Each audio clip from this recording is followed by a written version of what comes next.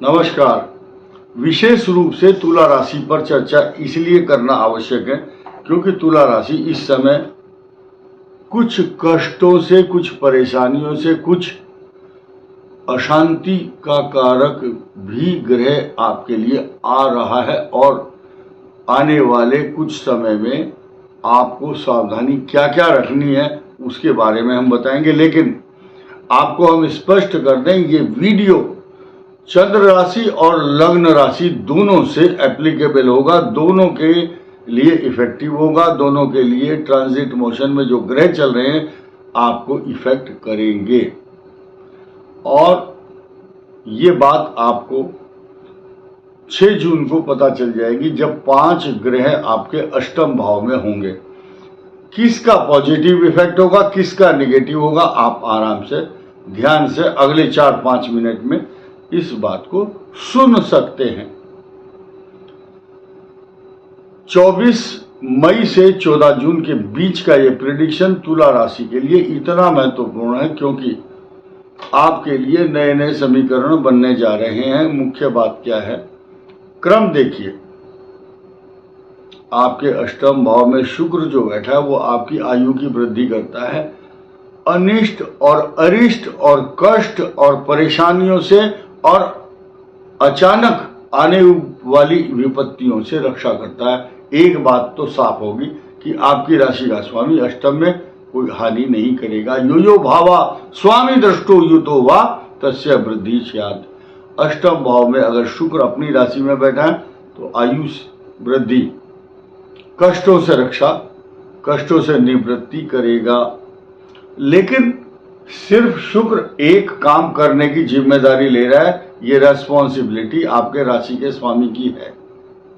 अब आइए, 10वें भाव का स्वामी चंद्रमा उच्च राशि में, तो हल्की फुल्की पेट का रोग, gastric trouble, gastroenteritis, negative thoughts, anxiety, तनाव, चिंता तथा व्यर्थ की आशंकाएं और व्यर्थ की यात्राएं, एक ही सड़क पर 4 बार चक्कर लगाना और एक ही काम के लिए बार बार एक ही ऑफिस के चक्कर लगाना, ये आपके साथ हो रहा है।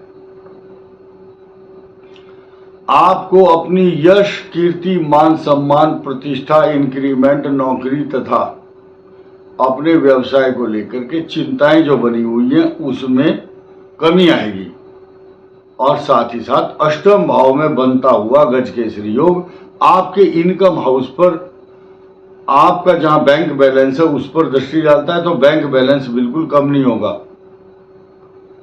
खर्च इतना होगा कि अनएक्सपेक्टेड, अचानक खर्च आएगा। आपने पहले सोचा नहीं है, प्लानिंग नहीं है कि इस महीने इतना बिजली का बिल आएगा, कार खरीदनी है, जमीन लेना है, या हमारी ये प्लानिंग है कहीं जाने की। अचानक सडन होता है इस टाइप का, क्योंकि केतु सरप्राइज देता है 12th हाउस में। केतु डिटैचमेंट का कारक है, केतु मोक्ष का कारक है, केतु अलगाव का कारक है, यानी कि यात्रा तो करवा ही देगा आपकी।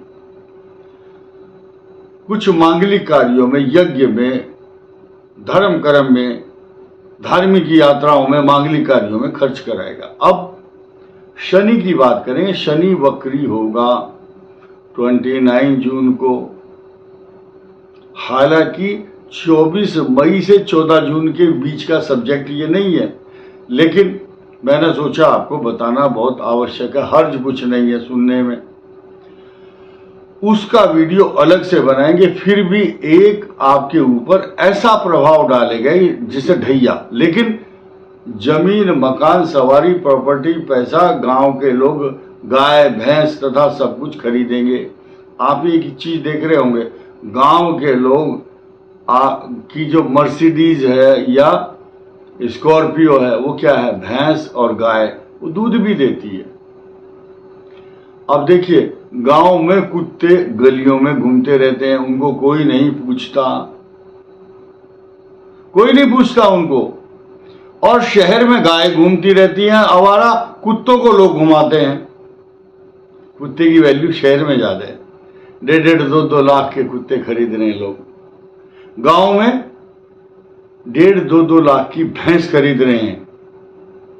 बस ये है, गांव में गाय को सम्मान मिलता है, शहर में कुत्ते को सम्मान मिलता है, गांव में गाय को चराने के लिए जाते हैं और शहर में मनुष्य कुत्ते को घुमाने ले जाते हैं।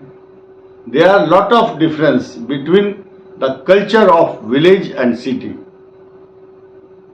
तो हम बात कर रहे हैं कि चतुर्थ भाव में आपके शनि जब गोचर में आ रहा है तो ये आपको गाय भैंस पशु या शहर में रह रहा है ज्यादा पैसे वाला आदमी बढ़िया गाड़ी खरीदेगा, इतनी सुंदर आकर्षक गाड़ी आएगी कि प्लानिंग नहीं थी, अचानक चलो गाड़ी खरीद लेते हैं आज। मान सम्मान पैसा प्रॉपर्टी जायदाद तरक्की और संतान के लिए कुछ अच्छा रिजल्ट आएगा, इस साल भी अगले साल भी आएगा। अगले साल जो स्टूडेंट्स हैं उनके लिए बहुत ही शुभ फल प्रदान करेंगे। ग्रह नक्षत्र आपके लिए बहुत अच्छे।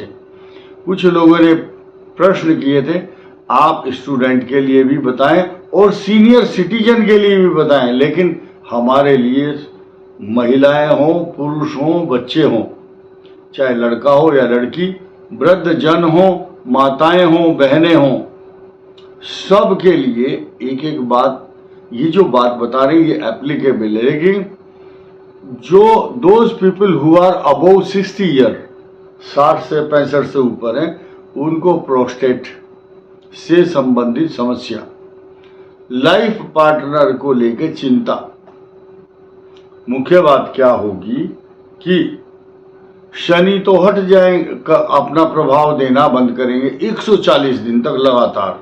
140 दिन बहुत होते हैं, यानी कि 4 महीने और 20 दिन, 10 दिन कम बाकी 5 महीने लगाओ।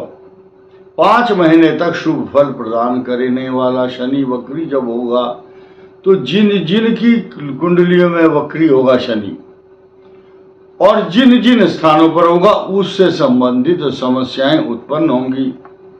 This is depend upon the retrograde motion of Saturn in your horoscope. आपकी कुंडली में जो ग्रह बैठा है उसका इस शनि के साथ मैच करना है। तो this is up to you, आपको सोचना है आपकी कुंडली में शनि वक्री है या मार्गी है, आपकी मिथुन राशि है, तुला है या कुंभ है, तो आपके लिए एडवर्स इफेक्ट होगा। तो तुला राशि की बात हम कर रहे हैं और तुला लगन की अष्टम भाव में कुछ जो ग्रह आए हैं, जैसे कि सूर्य शत्रु होता है तुला राशि का, अष्टम भाव में बैठा तो भी शत्रु राशि में, शत्रु का यहां शुभ फल होगा ऐसा नहीं कह सकते। सूर्य खराब स्थिति में है, राहु से दृष्ट है तथा द्वादश भाव में आपके केतु है। तो ये 3 ग्रह नेगेटिव इफेक्ट दे रहे हैं। ज्यादातर आपकी प्रॉस्पेरिटी, मान सम्मान, तरक्की, पैसा जायदाद, सोना चांदी, संतान की तरक्की तथा एवरीथिंग, हर जिस फील्ड में जाओगे आपका नाम और मान सम्मान और आपके द्वारा जो भी व्यक्ति आपके परिवार में है सबको बहुत अच्छे तरह से पुष्पित पल्लवित और पोषित करेंगे आप उनको। इससे क्या होगा, आपके मन में जो अंदर संतोष होगा उसको पैसे से नहीं खरीद सकते। इस वीडियो में इतना ही, धन्यवाद।